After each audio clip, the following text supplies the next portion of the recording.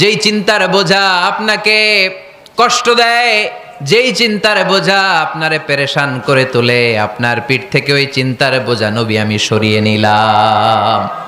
কি দিয়ে সরিয়ে নিল? কোরআনের আলো দিয়ে। আওয়াজ করে বলতে হবে, কি দিয়ে? বিশ্বনবী মক্কায় দেখতেন মূর্তির পূজা হয়, আল্লাহর ঘরের ভিতরে 360টা মূর্তির পূজা। বিশ্বনবী দেখতে পেলেন দুর্বলের উপরে সবলের অত্যাচার। বিশ্বনবী দেখতে পেলেন নারীদেরকে অত্যাচার করা হয়। কন্যা সন্তান হলে বাবা তার মেয়েটাকে নিয়ে জঙ্গলের ভেতরে ঢুকে কিংবা মরুভূমির ভেতরে যে জীবিত দাফন করে দেয়।